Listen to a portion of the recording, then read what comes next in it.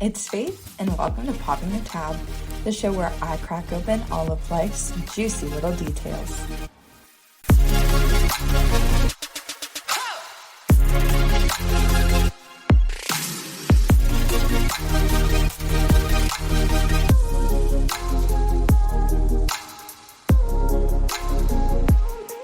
Hello, and welcome back to Popping the Tab. I'm your host, Faith, and I am so excited for today's episode. As we approach the end of the year, it is completely normal for us to become more motivated and to want to set new goals for ourselves.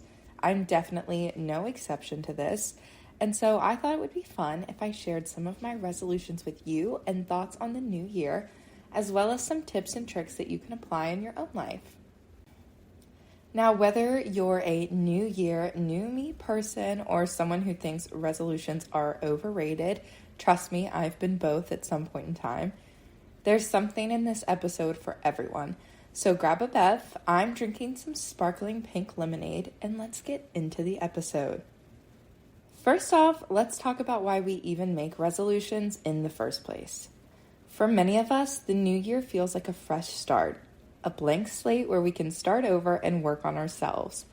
It's a time for self-reflection, and it offers a moment to pause and think about what we truly want out of life.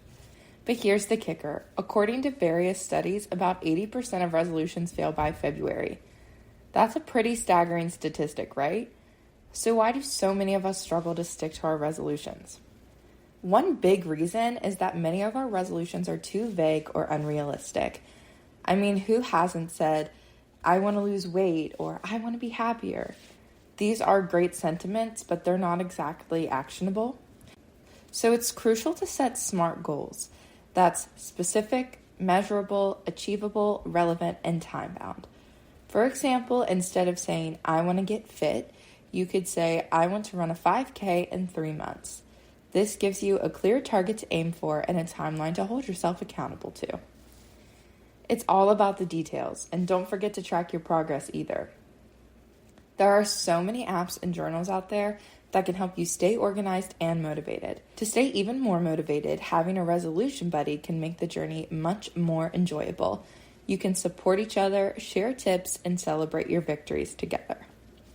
Let's take a quick break, and then we'll talk about more tips and tricks for your New Year's resolutions.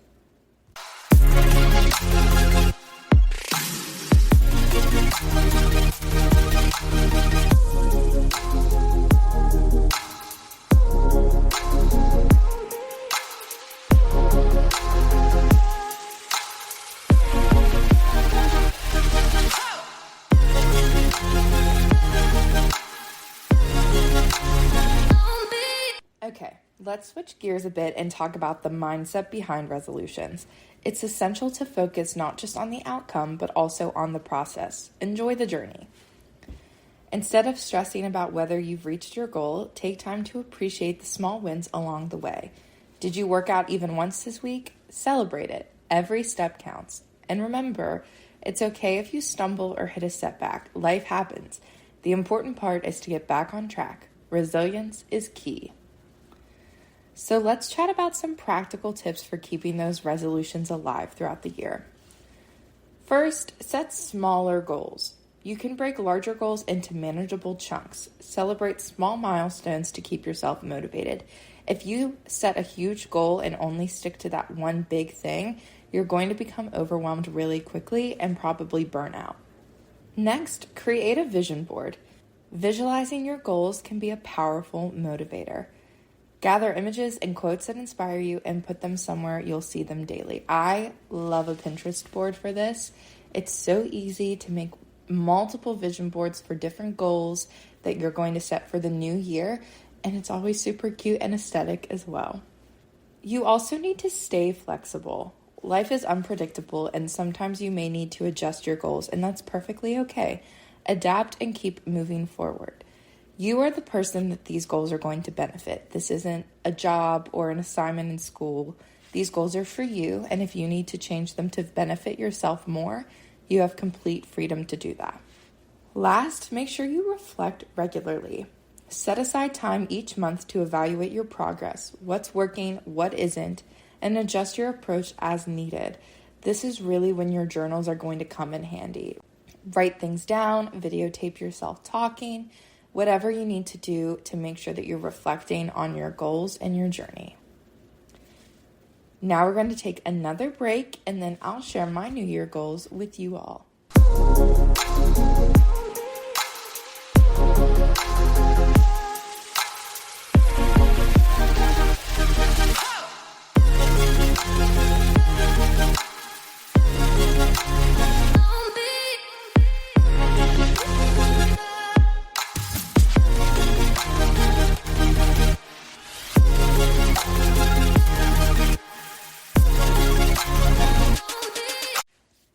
Welcome back. Now we will be discussing one of my favorite end of the year trends, my 2025 ins and outs. These are things I want to become more prevalent in 2025, as well as things I'd like to limit or cut out. And for me, these take place of resolutions. Let's start off with my ins for 2025. My first in is drinking more water. This is so important, and I definitely do not drink enough. I swear I must always be dehydrated because I always forget to drink water. And my goal is to drink at least a gallon a day. My mom got me the cutest new Stanley for Christmas that matches my perfume bottle. That definitely makes me more motivated to want to drink more water. My next in is low consumption. I want to stop buying unnecessary things and save my money. This is also going to help me reduce the amount of things I own and cut out things I don't need. I only have 3 semesters left of college, and I can't move all of the junk I've been holding on to into a new apartment after I graduate, so the sooner I can start cutting down on some things, the better. My third in is kind of not a serious one, but period pieces. Watching more period pieces, creating more period pieces. I just need more historical media. So if there are any directors listening, please give me more period pieces. My favorite movie is Pride and Prejudice, the 2005 version. So if anyone has any good period piece recommendations, movies or TV shows, please DM me on the Instagram. My next in is going to bed early. I want to tap into my inner grandma in 2025 and be ready for bed at a decent time. I have such a hard time sleeping to the point where I have to take melatonin most nights, and I would like to cut out on that in 2025. To do this, I'm going to develop a new nighttime routine, maybe try out some of those sleepy girl mocktails that I've seen all over TikTok, and really just prioritize my sleep in order to prioritize my health. Right now, I don't go to sleep until midnight or later, and that's just not cutting it with me and my energy to make it through a full day of classes. My next in is solo dates, taking myself on trips and dates because I firmly believe that you have to love yourself before you can be loved by anyone else. And if I don't have any men lining up to take me on dates, who's to say that I can't do it on my own? My next in for 2025 is confidence. I would like to start believing in myself more and exhibiting more confidence. I've always had really low self-esteem and really low self-confidence. So 2025 is going to be the year that I work on that. Number 7 is doing my hair. No more getting out of bed and not styling my hair. I want it to be done in some sort of way. This might sound very superficial, but for me, I always feel kind of gross when my hair looks bad. And most mornings, because I don't sleep early enough, I'm so tired that I just wake up and brush it and go. And I have like a mix of curly, wavy hair, and some parts are straight and it's frizzy. So I want it to be styled in some sort of way. That way, I think that'll help me feel better about myself and help my confidence. And my last in also goes along with that, planning my outfits. I want to think out my outfits and plan them out the night before or plan them out for the week like my mom used to do when I was in school, because waking up and throwing on a hoodie and leggings is just not doing it for me anymore. You never know who you're going to run into, and you never know what opportunities you may be faced with, so I want to dress to impress. Now let's get into my 2025 outs. My first out for 2025 is procrastination. I want to stop putting things off until the last minute and work ahead so that I can enjoy my free time and decrease my stress. I am so bad at just leaving things until the last possible moment or just pushing them off and saying that I have enough time to get them done later. And my dad bought me an iPad for Christmas, so I would like to learn how to use that to increase my productivity and really stay on top of things. My second out is high screen time. I want to decrease my screen time and live in the present. I am a victim of doom scrolling. I'm on my phone a lot, and I would like to get off my phone more, my computer more, my iPad more, and really just chill in the moment more often than I'm doing right now. The next out is unequal relationships. I am cutting out people who don't service my life, and I'm stopping putting more effort into relationships than the other person on the other side. This causes me so much stress and so much heartache and really brings my mood down. And I'm done trying to keep relationships going that don't have that equal effort. My fourth out is bed rotting. I need to stop wasting so much time in bed. It's time to get up and get moving. The amount of time I spend bed rotting throughout the day could be spent on so much more productive things, hence the procrastination. My next out is my religious slump. I have been in such a religious slump since 2022, and I've really felt myself become disconnected from my faith and God. And so in 2025, I want to strengthen my faith and reconnect with God. My sorority is doing a Bible study that I will be partaking in, so I am super excited for this journey. 6, tummy aches. Hot girls have stomach issues, but hopefully not in 2025.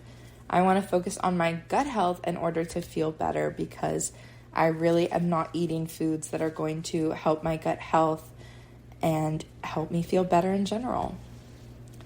Next is eating out. This is such a money drainer for me. I eat out all the time, whether it's with my friends or because I didn't eat filling enough meals throughout the day and have to run to McDonald's at night. So I want to prioritize using my meal plan before buying food and keeping some healthy filling snacks in my dorm room so I'm not wanting to get in my car and go get junk food at night. And my last out for 2025 is people pleasing. I'm done missing out on things I like or want to do just because I don't want to be judged. So I'm wearing the outfit I want to wear. I'm going to the events I want to go to. I'm done living my life by other people's standards. My 2 biggest goals for the new year are to prioritize my health as well as save money. So in order to do this, I've decided to try some challenges to make it more fun. The first challenge I'll be partaking in is the 75 hard challenge. So if you don't know what this is, for 75 days, I will be following a set of rules, and if I miss one, I'll have to start over at day 1, and I'm going to be starting this on the 1st. My rules that I've set for myself are as follows. Drink 1 gallon of water a day. Complete 2 45-minute workouts a day. 1 must be outside. Read 10 pages of any nonfiction book a day. The first book I'll be starting with is Atomic Habits by James Clear. This is the one rule that I think I'm willing to bend a little on because I love reading any kind of book, and I have so many good fiction books in my TBR right now that I might not be as strict on the nonfiction set of that rule. Number 4 is to stick to any diet, and for me that's just going to be eating healthy and not eating out, and I think I'll see a drastic difference. And number 5 is to take a progress picture daily. So I'm really excited to get this started. I'll keep you all posted on my progress. The next challenge is going to be a savings challenge, and it's Taylor Swift themed, of course. I found a template on my Notability app on my iPad, and I'm looking forward to building up my savings. This is something I want to do multiple times throughout 2025 because graduation is not getting any farther away. It's only getting closer, and I want to set myself up with a nice nest egg going into my future career. If you have any New Year's resolutions or goals that you would like to share, please leave a comment on this episode. I would love to see them. And before we wrap up, let's take another quick break.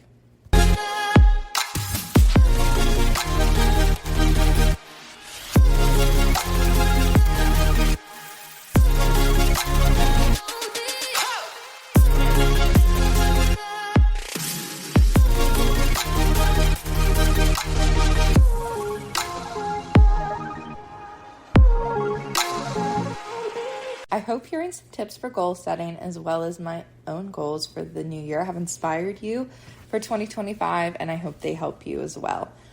This is going to be our last episode of 2024, so I will see you all in the new year, aka next week. Thank you for tuning in to Popping the Tab. If you enjoyed today's episode, please share it with a friend or leave us a review. You can reach out to me on poppingthetab_pod on Instagram or drop a comment on the episode. Until next time, keep living, thriving, and being your best selves. Cheers!